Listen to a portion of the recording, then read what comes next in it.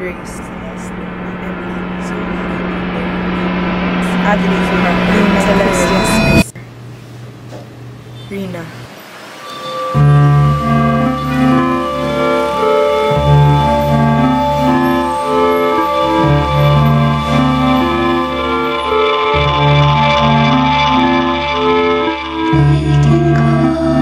Ganito pala Mangulila para sa mga taong hindi pa yumayao.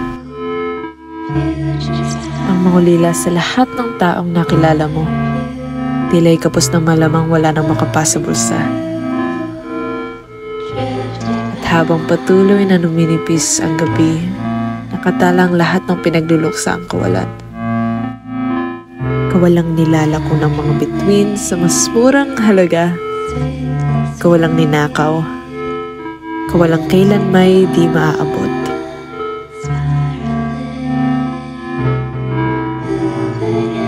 Wala naman tawag na maasahan sa kawalan. Walang halaga ng salapi ang kayang tumubos sa napabayaan mong ingatan. Tsaka, nagluluksa lang daw naman tayo dahil sa naipong pagmamahal. Kung ganon, sementeryo na siguro tong buong syudad, buong Maynila.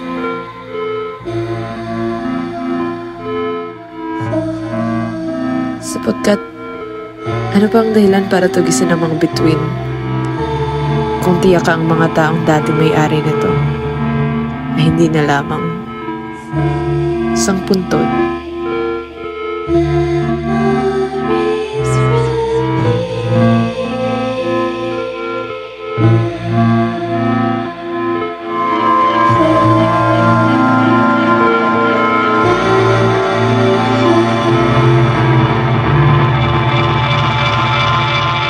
Rina.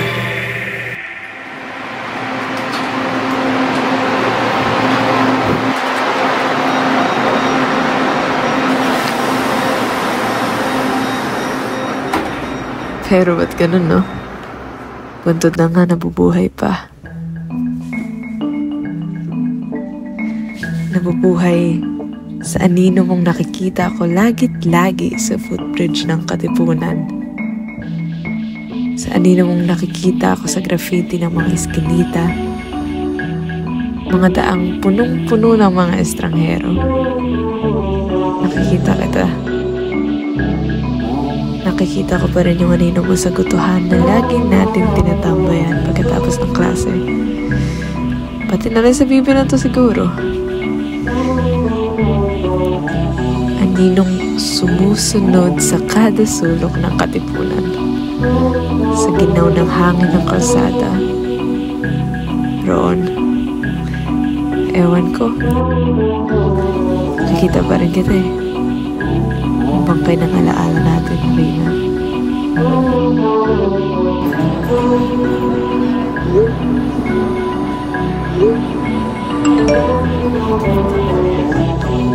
Nangungulila ako sa bawat taong nakilala ko. Isa akong masaya ng lahat ng minahal ko. O kahit nga hindi eh. Basta't nagkapakailang ako sa'yo. Bilis man o mabagal. Bahagya man o saglit. Mananatiling naroon yan. Pakiramdam na di makaalis. Nananatili pa sa mga sulok. Mga lugar sa akin di magawang matignan. Ganito ba kadesperado ang anino ko? Natikman lang ng isang beses ang lilim mo. Pinagkamalan ng gabi ang dilim mo.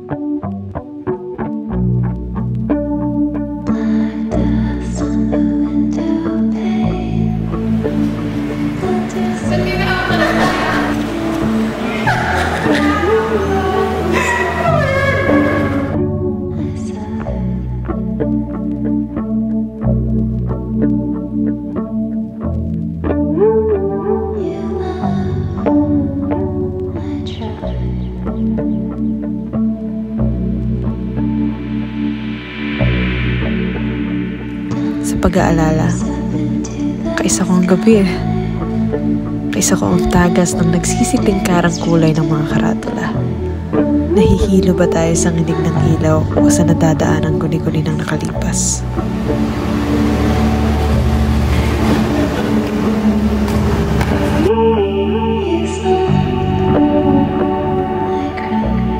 Namumulila ako sa bawat taong nakilala ko. Hungkag ba ang isip ng taong pinagluluksa ng buhay? Pabula lang ba ang pag-ibig na nananatili? Siguro nakakalimutan ko lang yatang magpagpag kaya ako minumulto. Dinadalaw ng mga bangkay ng nakaraang tao, ng nakaraang ako. Celeste.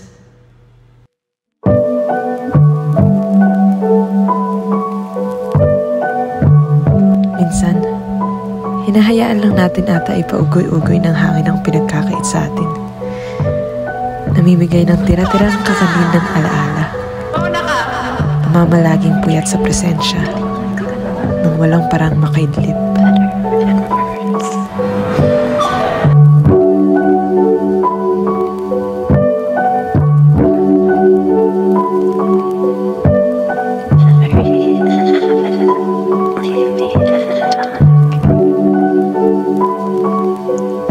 Pagkakaitan na nga ng bituin pero tayo pa rin ang nanghihingi ng tawad sa kanila dahil di tayo hubot-hubad.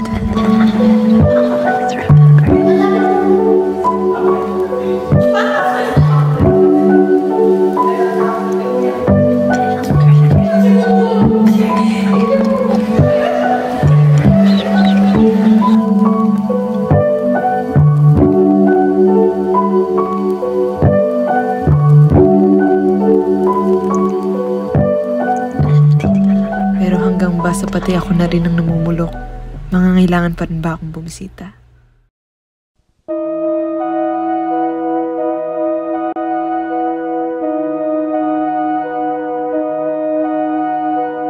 Oo, namumulok nga siguro.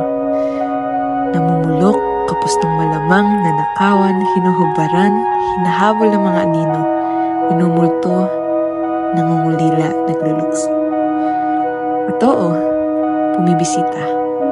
Lagi-lagi sa bawat puntod ng kamay nilaan, punong-puno ng kahapong ipinipilit nating ikubli, mga masalamuot na bersyon ng anino ko, aninong kumupas, niliban na siguro ng Tide detergent, siyang kusang lumilipas. Nangingitim ng mga papel at prosang naialay, nalanta na ang mga bulaklak. Andirito pa rin naman ako, nailuluwal at naisisilang at nailuluwal at naisisilang muli ng bawat araw-araw. Di ako namumulok. Naipapanganak ang bawat ako sa kada puntod. Naipanganak ang bawat ako sa kada anino kong kuwas. Naipanganak ang bawat ako sa kada bakas ng hakbang dito sa kasalukuyang kumaynilaan. Kaya naniniwala akong salamat sa patay at nabubuhay lamang sila sa memorya.